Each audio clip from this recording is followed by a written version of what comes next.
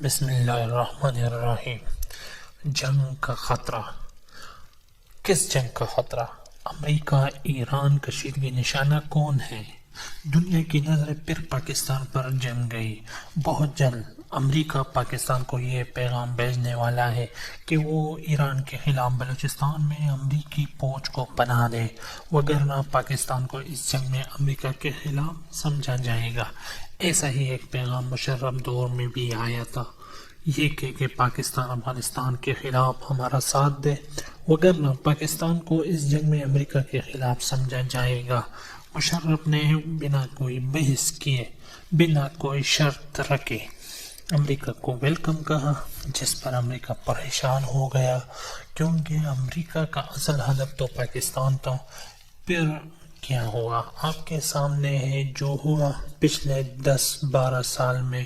یعنی اگر میں آسان الفاظ میں کہوں تو 2002 سے لے کے 2001 سے لے کر 2010 تک ہمارے ساتھ کیا ہوا، گیم یہ تھی کہ پاکستان کبھی مانے گا نہیں اور ہم افغانستان کو چھوڑ کر پاکستان پر چڑھ دوڑیں گے، کیونکہ ایران کا سب سے بڑا دوست اور بزنس پارٹنر انڈیا بھی پوری طرح خاموش ہے، جبکہ انڈیا 24 گھنٹے امریکہ کی چاپلوسی، میرا مطلب ٹی سی کرتا رہتا ہے اور امریکہ کو اپنا آقا جانتا ہے۔ تو اس پورے سیناریو میں انڈیا کہاں کھڑا ہے، کیونکہ سعودیہ بھی امریکی جنگی بیڑے کی ایران کی طرف پیش قدمی پر خاموش ہے، جبکہ سعودیہ اور ایران خود ہی ایک دوسرے کے بڑے دشمن ہیں۔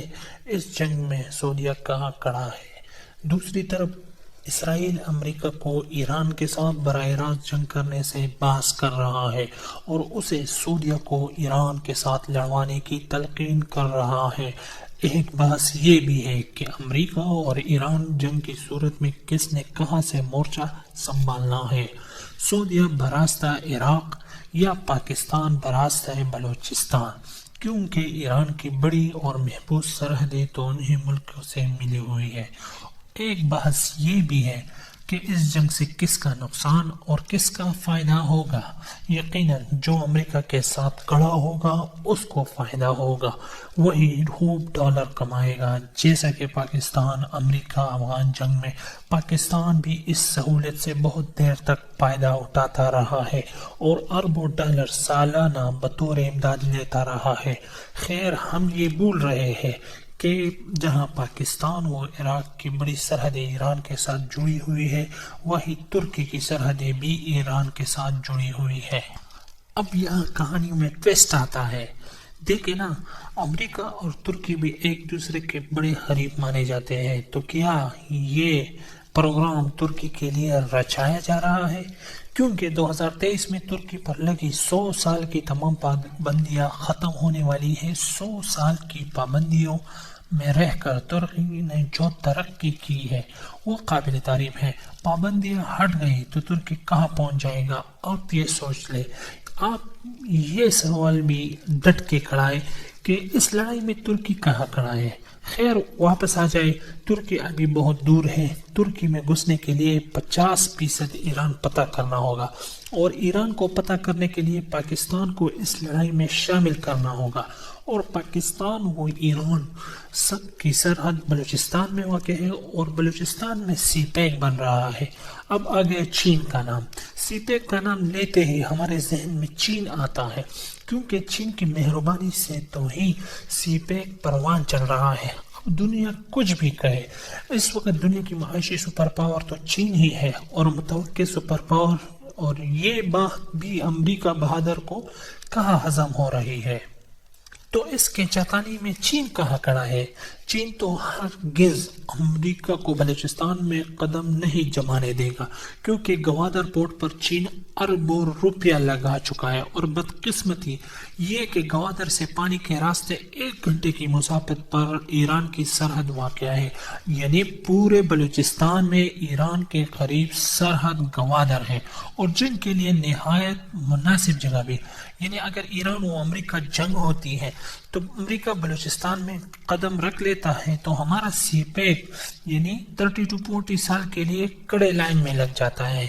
اب مجھے ایک مرد مجاہد جنرل حمید گل کی بات یاد آ رہی ہے. انہوں نے مرنے سے پہلے کہا تھا کہ جس دن امریکہ ایران پر حملہ کرے گا اس دن آ کر میری قبر پر پیشاب کر دینا. میرے نزدیک آج بھی جنرل حمید گل کی بات زیادہ اہمیت رکھتی ہے، کیونکہ انہوں نے کہا تھا کہ امریکہ کی نشانہ افغانستان یا ایران نہیں، پاکستان کی ترقی اور ایٹمی اثاثے ہے جو امریکہ کے لیے پریشان کن ہے. پچھلے دنوں سے تو تیل اور گیس کے ذخائر کی خبریں بھی بہت گرم تھی، پھر اچانک یہ کیا ہوا کہ تیل کے ذخائر نہیں ملنے کا اعلان کرنا پڑ گیا، جبکہ پہلے دنوں کی ہیڈ لائن یہ تھی کہ ڈرلنگ مکمل اور تیل کے ذخائر کی مقدار کو جاننے کا عمل شروع. ایک زون موبائل کا ڈرلنگ کرنا، پریشر کک کا ملنا، ڈرلنگ کا ہو جانا، ذخائر کی مقدار کو جاننے کا عمل شروع ہو جانا، ڈرلنگ والی جگہ کو ایک دم بحریہ کا سیکیورٹی حصار میں لے لینا، ڈرلنگ بند ہو جانا، امریکہ اور ایران کے درمیان ٹینشن. ایرانی سرحد سے ڈرلنگ والی جگہ صرف 300 کلومیٹر دور ہے. کھلے سمندر کو علاقہ غیر قرار دے دینا، پاک بحریہ کے چیف کا وزیر اعظم سے ملنا، یقیناً معاملہ اب سیکیورٹی رسک بن گیا ہے. ایران بھارت گٹھجوڑ تو سب کے سامنے ہے. اب امریکہ کیسے چاہے گا کہ پاکستان سے تیل نکل آئے، کیونکہ خطے کی واحد ایٹمی طاقت پاکستان ہے، اور اگر تیل بھی نکل آیا تو معاشی طاقت بھی ہم بن جائیں گے، تو اس خطے پر پاکستان کی حکمرانی ہوگی اور امریکہ کا راستہ بند ہو جائے گا. تو کل ملا کے یہ بات ہے کہ گھیرا صرف پاکستان کے گرد ہی تنگ کیا جا رہا ہے. اے میرے بھائیو، آزمائش کی اس گھڑی میں اپنے پوچھ کے ساتھ رہے، بس نام رہے اللہ کا. میرے بھائیوں سے درخواست ہے کہ کم از کم 5 گروپوں میں اس ویڈیو کو شیئر کر کے وائرل بنا دیں. یہ ہر پاکستانی کی اولین ذمہ داری ہے، تاکہ سب کو پتہ چلے کہ یہ کیا ہو رہا ہے، کیا پلاننگ چل رہی ہے.